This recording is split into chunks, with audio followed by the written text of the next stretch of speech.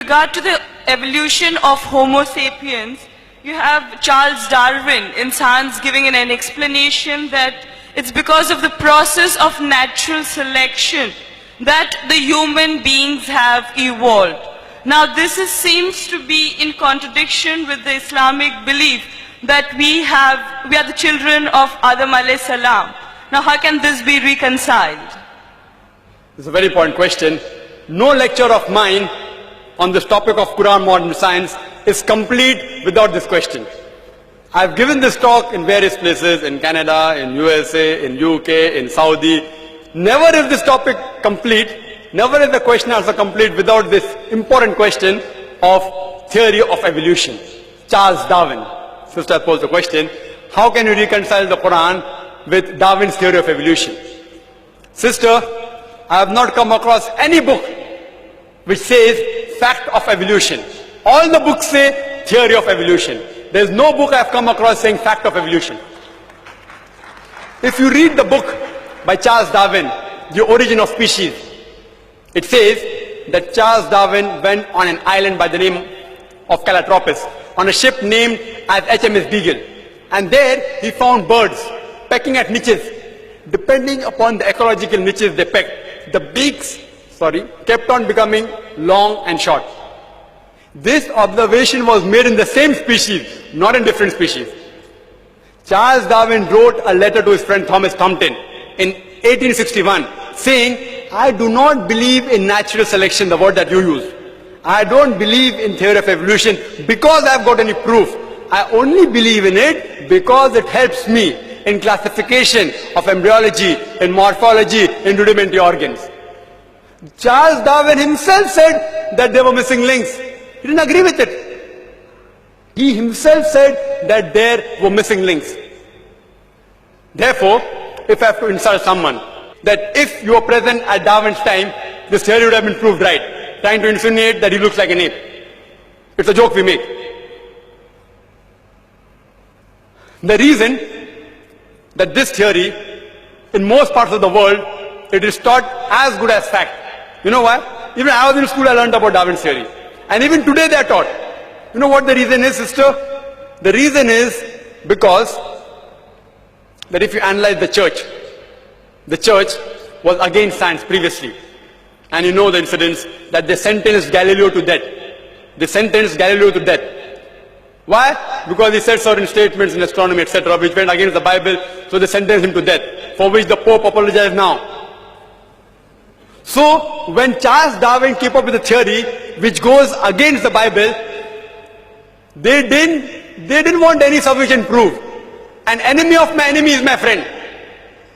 So all the scientists, most of them, they support the theory because it went against the Bible, not because it was true. They only supported it because it went against the Bible. All the stages we have mentioned, sister, all the stages, Lucy, there were 4 hominids. Science tells us today there are 4 hominids. First is Lucy, along with its guide, the Australopithecus, which died about 3.5 million years, the Ice Age. Then next came the Homo sapiens, who died about 500,000 years ago. Then came the Neanderthal man, who died 100 to 40,000 years ago. Then came the 4th stage, the Cro-Magnon. There is no link at all between these stages. According to P.P. Grassi, in 1971, who held the chair of evolutionary studies in Paris, in the Sorbonne University, he said, it is absurd. We cannot say who are ancestors based on fossils.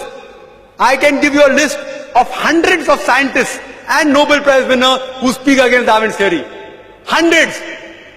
If you know of Sir Albert Georgi, who got the Nobel Prize for inventing the vitamin C, he wrote a book, The Crazy Ape and Man, against Darwin's theory.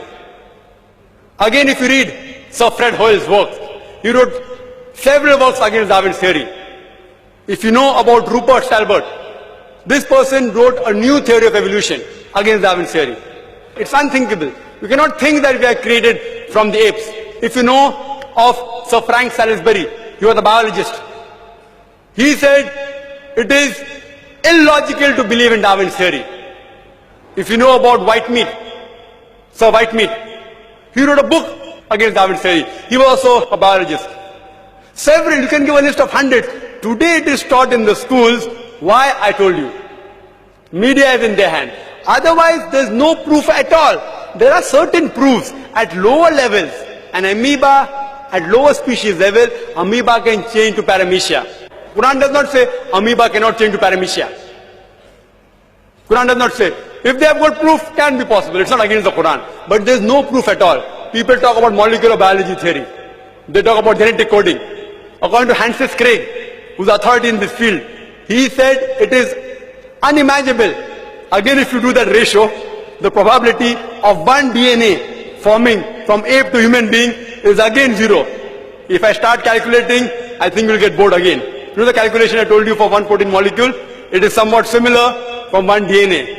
It is not possible at all. You know, there was a theory recently that homosexuality is genetic. And when I read in the Times of India, I thought, surely, the moment I attend the next lecture on Sunday in IRF, I'll be asked this question. If homosexuality is genetic, how can Allah blame us? Quran speaks against homosexuality. And I said that, see, this is a theory. Wait till it gets established. It's a theory, don't comment on that. Within the matter of span of this few months, it was proved to be illogical. And the person who propounded this theory that homosexuality is genetic himself was an homosexual. Therefore I said, I'm going to give my talk on scientific facts, not on theories and assumptions. Darwin's theory has not been proven. We have not been created from ape. There are hundreds of scientists who speak against that, and Quran speaks against that also. Quran says the first man was Adam, peace be upon him. Inshallah, they'll discover it 100 years afterwards, or maybe 1,000 years afterwards. Today there is research showing that human beings have been created from one pair. Again, it's just a theory. It supports the Quranic verse that human beings have been created from one pair, male and female. It's just a theory, therefore I don't quote that in my talk. Inshallah, it will be established 50 years afterwards or 100 years afterwards. Then we'll know that Quran conciliates with this part. So far, it's not conflicting. It's not conflicting with established science at all. Hope that answers the question.